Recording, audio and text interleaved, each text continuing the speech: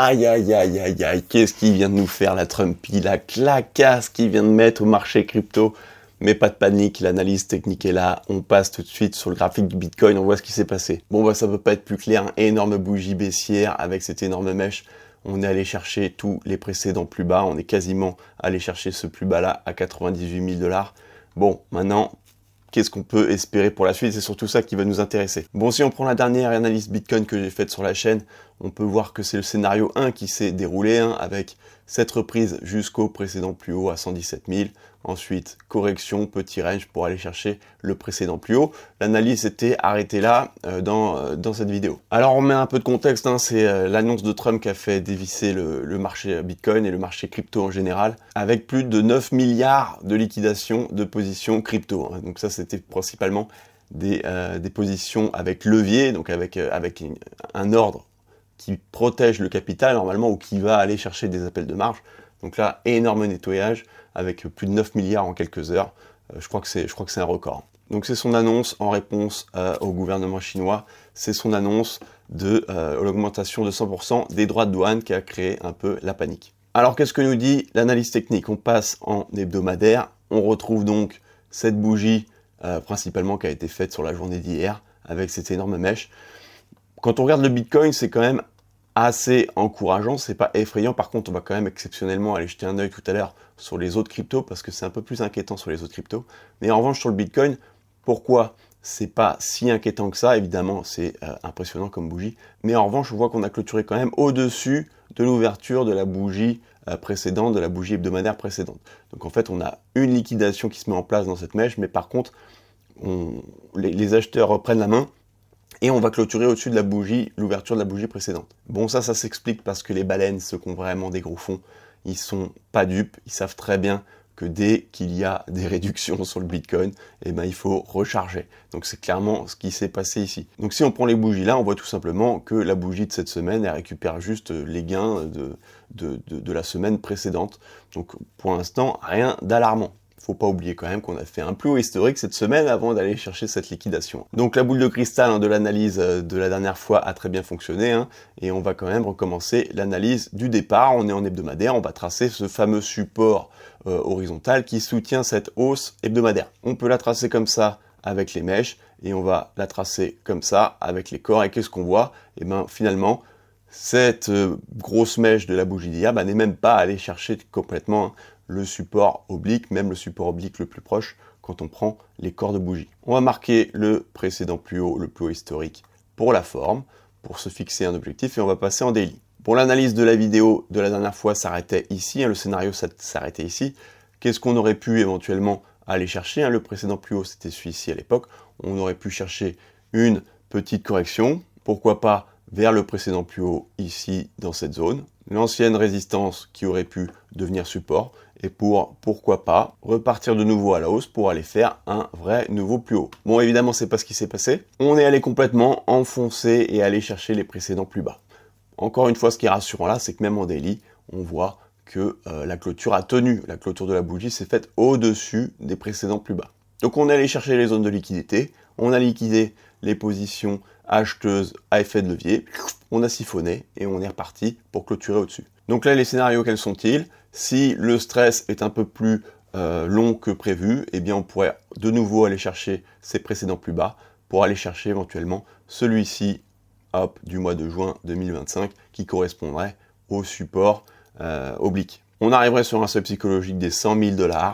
Bon, ça stresserait encore le marché, mais ça serait juste une correction un peu plus approfondie, un peu plus appuyée, malgré tout dans cette tendance haussière qui reste, la tendance haussière en hebdomadaire, c'est les deux lignes que vous voyez en dessous. Et ensuite, pourquoi pas, repartir à la hausse pour aller chercher progressivement les précédents plus hauts.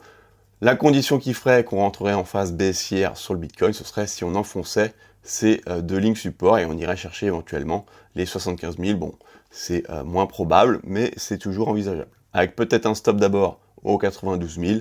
Au 92 000, on aurait déjà enfoncé, si on va au 92 000, on aura déjà enfoncé les supports obliques. Pour l'instant, on n'en est pas là. Pour le scénario aussi, on pourrait éventuellement se réappuyer vers ces précédents plus bas, cette espèce de zone de range ici, et jouer un peu dans cette zone entre les 125 000 et les 108 000 pour ensuite, encore une fois, faire des plus hauts. Là, en fait, on range, on se rapproche progressivement de l'oblique support hebdomadaire, hein, ce range qui est ici. On va le matérialiser de cette manière-là. Hop, une espèce de range là qui pourrait continuer comme ça à peu près jusqu'à la fin de l'année pour se rappuyer sur son support. Ça, c'est pour le Bitcoin. Donc, encore une fois, moi, je suis pas trop inquiet. Effectivement, c'est impressionnant. Hein. Comme je disais, c'est un record. Mais par contre, graphiquement, la clôture est au-dessus. On a une mèche. Pour moi, c'est encore OK. Par contre, c'est un peu différent concernant d'autres cryptos. On va jeter un œil, c'est très impressionnant. Là, on a le Cardano. Le Cardano, c'est brutal. On est allé chercher des niveaux de l'an dernier, mois d'août 2024. On a complètement éclaté le support qui était ici. Bon, là où c'est encourageant, encore une fois, c'est que ça a clôturé au-dessus. Ethereum, par contre, pas bon. Ethereum, pas bon parce que la clôture s'est fait en dessous du précédent plus bas. On est quasiment allé chercher le niveau des 3369. Là, j'aime un peu moins ce qui se passe sur l'Ethereum. Alors, ça joue à pas beaucoup, hein. Mais la clôture est quand même en dessous. Et si on passe en hebdomadaire sur l'Ethereum, bah là on voit clairement que la clôture se fait largement au-dessus des bougies hebdomadaires précédentes. Donc ça j'aime moins, ça pourrait ressembler quand même à une cassure par le bas de cette espèce de drapeau qu'on avait ici. Le LTC, le Litecoin ou le Litecoin, je sais jamais. Bon, lui ça fait mal. Alors je sais qu'on parle plus beaucoup de cette crypto là, mais moi je la suis encore un peu. Là, on est carrément allé chercher des niveaux de 2023. Siphonner, le beau support ici, merci, bonsoir. Par contre, on a vachement bien récupéré au cours de cette bougie baissière. Donc, c'est moins effrayant, mais par contre, là, les liquidations, elles ont été solides. Le Solana, belle clôture aussi en dessous du précédent plus bas. On a une espèce d'épaule tête-épaule qui se dessine ici, avec une clôture en dessous du précédent plus bas. Même chose, on a toujours cet effet de mèche hein, quand on va chercher des précédents plus bas avec le siphonnage des positions à levier. Le Solana, c'est pas vraiment bon signe. Hein. Si on prend l'objectif d'une épaule tête-épaule normalement, au niveau de la cassure de l'épaule, on reporte la taille de la tête et on devrait aller chercher justement la ligne en vert des 133 000, le précédent plus bas ici. Donc pas bon signe. Si on prend la figure chartiste en soi, ça ce serait pas forcément un bon signe sur Solana. Évidemment, c'est que de la théorie, hein, on fait de l'analyse graphique, c'est pas du 100% de résultat, mais bon, il faut à un moment interpréter ce qu'on voit à l'image. Donc voilà, on panique pas, il va falloir rester vigilant sur la prochaine semaine. Là, on voit qu'en hebdomadaire, quand on revient sur le Bitcoin, c'est pas si inquiétant que ça. Tant qu'on casse pas les 107 000 en clôture la semaine prochaine, bon bah pour l'instant, il n'y a pas forcément d'inquiétude, et encore une fois, le vrai niveau, c'est le support oblique ici.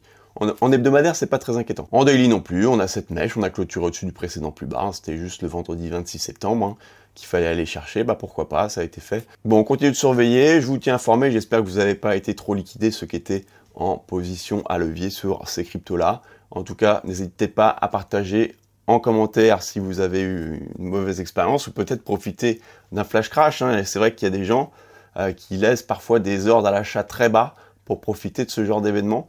Là, ceux qui auraient éventuellement mis ce genre de position, bien vu, bien vu.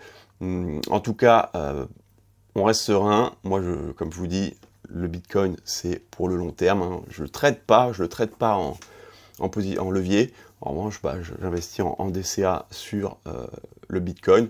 Voilà, moi, en vrai, je dis pas que ça m'arrange, mais je vais avoir un prix moyen qui va être diminué grâce à ce crash. Je vous referai une vidéo s'il se passe quelque chose. Je vous dis à bientôt. Bisous.